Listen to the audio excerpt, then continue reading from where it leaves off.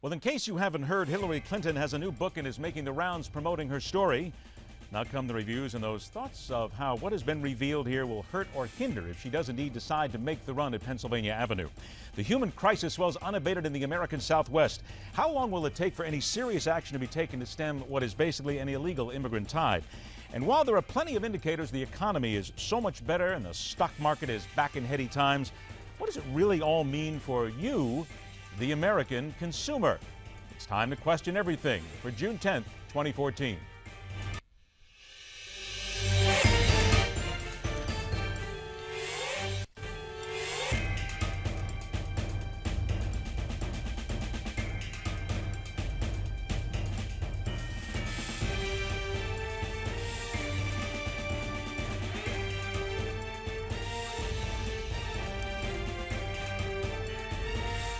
Midpoint continues. Welcome back, everybody. I'm Ed Berliner, and thanks so much for joining us. We will dig into these issues and a whole lot more right after John Bachman sets us up with Newsmax Now.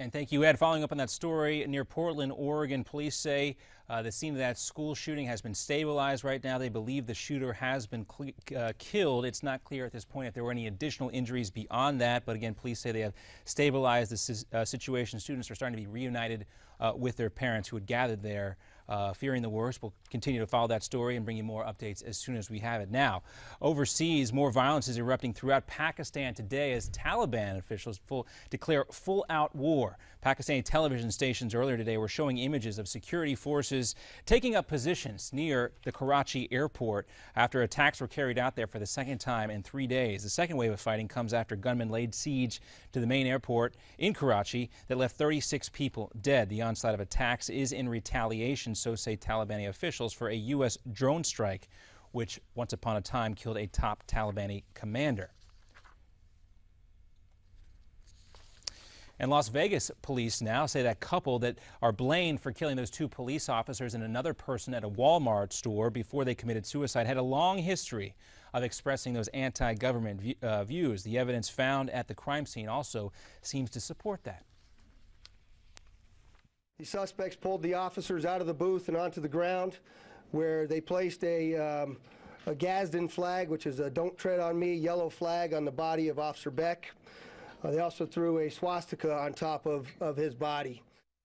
Now, according to police, the officers were eating lunch Sunday at a pizza buffet when the Millers shot them. The couple then, of course, went on to that Walmart and killed a third person there who was a customer in the store. Before police engaged them, they apparently ended that standoff with a suicide pact. Now, earlier this year, that same husband and wife were kicked off of Clive Bundy's ranch, where government protesters, you'll remember, faced off against federal agents over cattle grazing rights. That's according to the Associated Press. Now, the son of Clive and Bundy said the couple were, quote, very radical and didn't align with themselves with the protests' main issues, and that's why they were asked to leave. Now, Donald Sterling, the Clippers owner, says the deal to sell the team is off and a lawsuit is on. The Clippers owner is withdrawing his support for sale of the team. He now plans to go ahead with a $1 billion lawsuit against the NBA. Sterling has seemingly changed his mind multiple times about what he wants to see happen with the team. Back in late May, former Microsoft CEO Steve Ballmer laid down a $2 billion offer to buy the team. Now it appears Sterling wants to fight to keep his team. I've been involved with this organization volunteering. Last summer I helped out a lot. It was all adults, so seeing many children, babies, some who had been held in immigration holding facilities without adequate food, vomiting, sickness. You know, this is really a new spike and a new, humanitarian need we're faced with. From a possible new resident of the White House to unwelcome residents in the southwestern United States. Let us now dig further into these two issues from both sides of the debate. Welcome here in studio. We welcome back political analyst Anna Mancuso from politicalhype.com. Welcome back again. Good to see you. Thank you for having me. Pleasure also. And via Skype, senior political strategist at the Chatterin Group in Washington, D.C., former public opinion research consultant for the National Democratic Institute, Joe Listingi joins us today. Joe, thanks so much for being with us. It's a pleasure to join you today. All right, Joe, let's go ahead. First of all, I'm going to give ladies first. Let's go ahead and discuss what's happening in the American Southwest here. Children, not adults. We're talking about children pouring into the United States now, desperate to find a place to feed them, to clothe them, to house them. There are people screaming that the borders are being overrun. Laws are being broken. Mariana, you get first shot on what exactly is happening here and how you feel that this is being handled. Well, I think that it's actually not being handled. You know, the Obama administration has just completely opened our borders. They've turned the Border Patrol into the welcome wagon, and they're not doing anything to crack down and keep this from happening that's infiltrating our United States. It's just another example of his lax feelings on Social Security and national security at home. Joe, go ahead. Your turn. Well, I think we can all agree that this is a very tragic situation. These children, often unaccompanied, are coming across the border, being pushed from areas with high drug trafficking or cartels. And once they get here, we do unfortunately have to deal with them. And here's the big point. The president has really actually secured our borders more than any prior president. He has more deportations, especially around the border areas, than any other administration prior to him. And dealing with these children is a new, I mean, this spike is very new. We went from 6,000 a few years ago to almost 90,000 of these children coming through. What this really points a finger to is what has been debated for years, which is our horrible, broken immigration system that Congress fails to address. Okay, hang on a sec, Joe, because I'm going to interject here because you talk about the spike of this right now and the numbers that are happening here, and you said that the president has actually secured our borders more than anyone else before him. Can you really say that with the amount of people, the human bodies that are pouring across the border right now, that they're secure? Well, if you recall, when we've had these debates in the past, everyone agreed. The first thing we do when we talk about immigration reform is secure the borders. But he hasn't secured the borders, Joe. That's the issue. Exactly that. We are catching more illegal immigrants at the border than we have in the past, and we are sending them back. Unfortunately, there is a small process that they have to go through, but they are going back. This is very different from the Bush administration that did catch and release. Okay, but wait a minute. Hang on one sec. Hang on one sec. Mariana had something in here, Joe. Hang on one sec. Mariana, go ahead. Sure. Absolutely not, Joe. The thing is that Obama is using younger lawyers to go and form AmeriCorps and to go and actually fight for these children to come over. And he's opened the borders, and we have them coming over in droves, and now we don't know what to do with them, and he's just turned it into a huge welcome party, and that's absolutely inappropriate.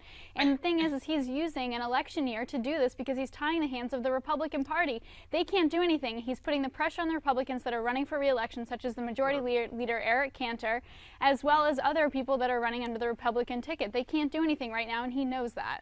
No, that's not true. They have a bill in front of them that they have refused to bring to the floor that deals with immigration reform, and they just don't want to deal with it in an election year because Hispanics are a very big voting bloc in these southern states where there are a lot of Republicans. But I'll say this, I mean, to assume that a 14-year-old or a 12-year-old that's coming from a poor area is watching and following our immigration policy, I think is a big stretch. These are children. Let's be very clear. They're children. And he's setting a precedent for those children, Joe, and you can't deny that. How anyone can be against their safety and their well-being. I mean, this is a humanitarian issue that we do have to deal with. But isn't that something in itself? Here we have parents who are sending children who are unprotected. They're giving them over to coyotes who, quite frankly, are not exactly the kind of people you would want to deal with if you're an adult in the first place. They're throwing them over the border. This seems to a lot of people to be nothing more than just set the anchor, put the kids in there, get them in here, we'll follow. Now, I'm telling you, that's what a lot of people think, Joe. And again, when you come down to talking about borders, too, when we talk about the fact of border security, I mean, were we not prepared for this? If these borders were so secure in the first place, why were we not prepared and completely caught off guard by this massive amount of humanity coming across the border? Well, I would argue that obviously we're never going to be able to secure this border 100%. It is a very large border and very remote. And it is very sad what is happening with these kids. If nothing else, we have to recognize the fact that these kids are put in very dangerous situations. But once they cross that border, we as human beings owe them some sort of care. We can't just put a 12-year-old, could you imagine putting a 12-year-old little girl back into the desert and saying, fend for yourself? Oh, come on, Joe, nobody's going to put them back in the desert. Come on, now, wait a minute, Joe, hang on, I'm going to have to stop you there. Nobody's going to just throw them back into the desert, you know that. Sure.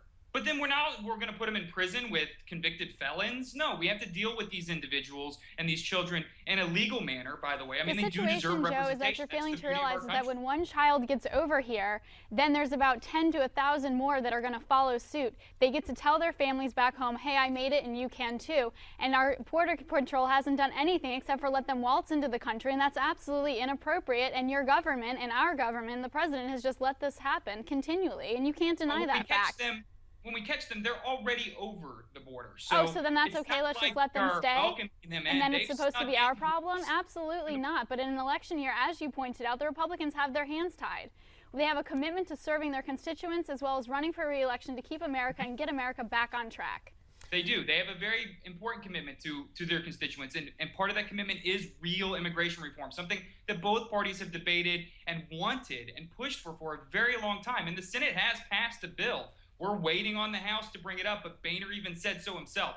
Not going to happen. So if anything, I mean, the president it has nothing to do with the House waiting to vote on a bill, Joe. It's the fact that we haven't had Congress' ability to agree on anything. We haven't been able to pass anything effectively. The only thing that we've agreed on recently is the lack of communication between the White House and Congress during the Bergdahl release. I think you're right. I mean, I think we can all agree the most dysfunctional organization in this country right now is the United States Congress. Okay, I like that. I like that. On the first issue, we got an all agree. That to me is perfect. So let's take it from there. I'm going to switch gears now, and we're going to go to the new book by Hillary Clinton. Let me get Joe. I'm going to give you the first shot at this right now because this comes out as strategy right now. So as somebody who deals in strategy, who looks at this, you've had a chance to see what's in the book, to hear a little bit about it.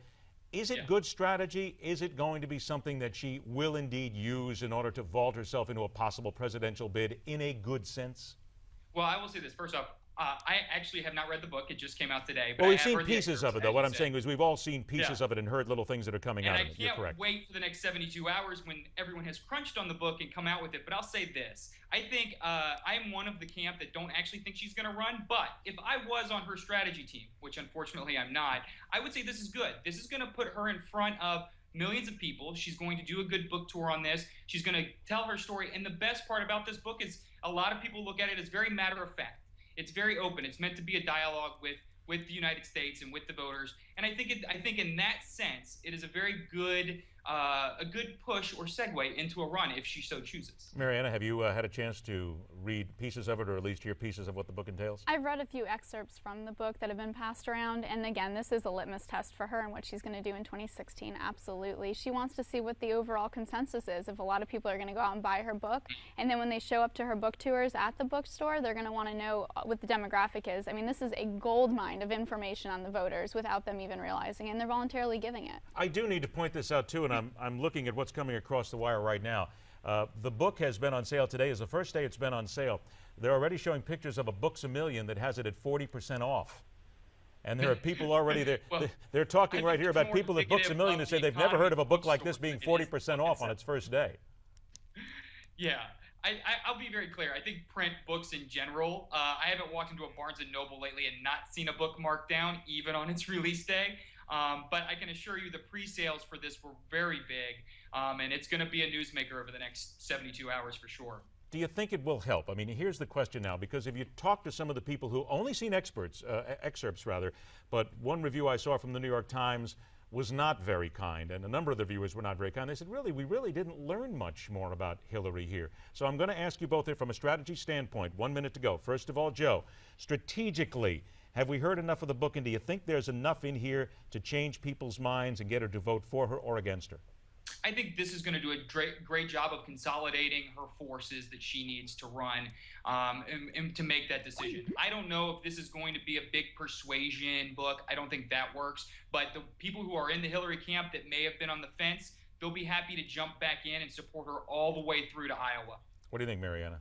You know, I think this is just an unofficial straw poll to see what's going to happen and if the public is going to welcome her with open arms and if she wants to take that risk in 2016 to run for president, because in 2008 she lost. So we're really going to want to see what happens with the people and how the sales go and if she can pull out a victory for her end before she goes and runs. I'm going to put everybody on the record here right now because I love to do that. First of all, Mariana, do you or do you not believe that she will run as we sit here right now, going to run? She will, yes. Absolutely. Joe, I think we already got your answer. You say that you don't believe she's going to run, correct? You know what? 6 months ago was very solidly in the she's not going to run camp. I'm wavering, but I'm still in the she's not going to run camp. Okay. Well, we got it down on tape now, or whatever we record with these days here in the 21st century. So trust me, we'll come back and do it all again. Joe Listingi, thank you so much for joining us. Joe, we'll absolutely do this again. Mariana Mancuso, thanks so much for joining us. We'll have you back again as well. Pleasure. Thank you, guys. Now we need to know exactly what America feels here, because we give you a chance on social media here at Newsmax to let us know how you feel. And of course, we talk about it. So make sure that you send us a tweet. Make sure you get get on Facebook. There's Twitter. There's the email. There's the Facebook. Let us know. Will this book change your mind either way? We're back with more on Midpoint, where every day we question everything.